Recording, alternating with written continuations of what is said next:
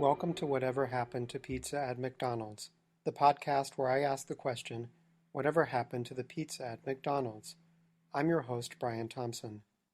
Last week, I decided to embark on a free remote viewing training program offered on the website youtube.com by Dr. Simeon Hine, an expert on the paranormal from the Mount Baldy Institute.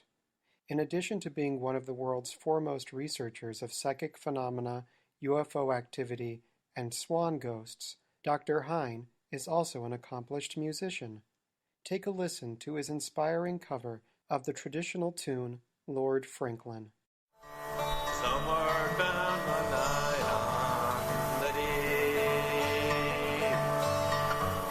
swinging in my hammock, I fell asleep. I dreamed a dream and I thought it true. Truly a Renaissance man, and the perfect tutor in my quest to unlock my psychic powers to aid me in my investigation into whatever happened to the DVD of Willow that has been stolen from my local public library. Remote viewing, I have since discovered, is quite an involved discipline, and learning it requires a commitment of dozens of minutes watching Dr. Hine's YouTube videos. But let us listen to Dr. Hine explain one key aspect of the craft, a psychically generated sketch known as an ideogram. When we want to tap into the subconscious mind, we can't do it directly because the conscious mind is so strong. So we kind of do something that's kind of sneaky. We go kind of under the radar of the conscious mind through something that we call an ideogram. And basically, what an ideogram is kind of a movement by your autonomic nervous system through your muscles to basically create a little motion that we get down the page that tells us something about the target. So when we start the virtual viewing session, it's really not that hard to do. We basically just let our hands move, and then we look back at what we did, and we say, can I decode that ideogram? Simple enough. Following Dr. Hine's instructions, I sat down at my kitchen table, cleared my mind of as many conscious thoughts as I could, and tried to focus on the location of the stolen Willow DVD. Resting my pen on the paper as lightly as a mouse bone rests on an owl pellet, I let the collective unconscious take over the muscles in my drawing hand and sketched whatever image emerged from the ether. As my psychic drawings took shape, I was discouraged to discover that my understanding of whatever happened to the stolen Willow DVD did not, as I hoped, grow. My wish was that I would finish my drawing and have some clue as to where this DVD was located, whether it be simply misplaced on another shelf in the library, resting somewhere on a thief's to-be-eBayed pile, or even sunk to the bottom of a river, a victim of a larcenist's guilty conscience and paranoia. But instead of resembling a shelf, a pile, or a riverbed, my ideogram resembled nothing I could even remotely discern. As I often do when discouragement overtakes me, I wandered the streets of Los Angeles. As I passed the frozen yogurt dispensaries and Armenian banquet halls that define the landscape of this, the City of Angels, aka La La Land, I held my drawing just inches in front of my face. To answer the question you must be asking yourself, yes, I suffer from severe myopia. But, as a proud sponsee of warbyparker.com, I do own a pair of glasses. I did not hold the drawing so close in order to see it clearly. Instead, I hoped that somehow, by filling the breadth of my vision with this inscrutable conjuration from the psychic miasma, some realization might click in my brain, like the inner workings of an antique clock newly repaired by an eccentric exhibitionist with no reasonable expectation of privacy. Instead, covering my face with my ideogram only resulted in my physically colliding with a pair of canvassers attempting to drum up donations for some charity involving ox families. One of them was kind enough to ask me about the paperback that had fallen out of my back pocket. Seeing an opportunity, I sought their unbiased opinion of what it was I had drawn. Oh yes, this is an Art Bell book I just purchased. I'm looking forward to reading. It's called The Coming Global Superstorm. Are you aware of Art Bell? Yes, I've heard the guy who called saying that aliens were real, and then the phone got cut off. Oh, really? Do you remember what his name was? I don't remember his name, but I know it was on the Art Bell show. Interesting. And what's your first name? Tommy. And what's your first name?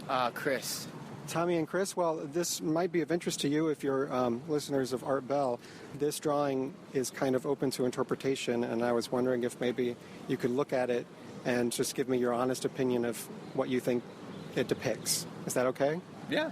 Yes. Okay. And here you can take a good look at it from whatever angle you would like.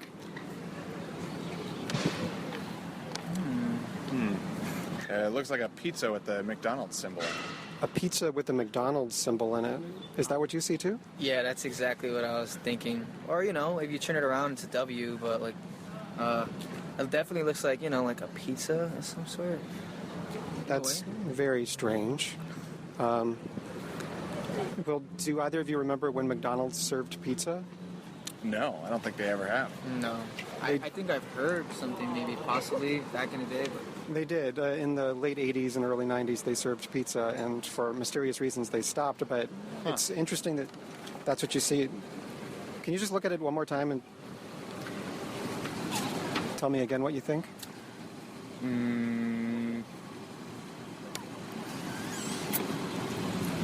Yeah, pepperonis and a pizza with the McDonald's symbol in it.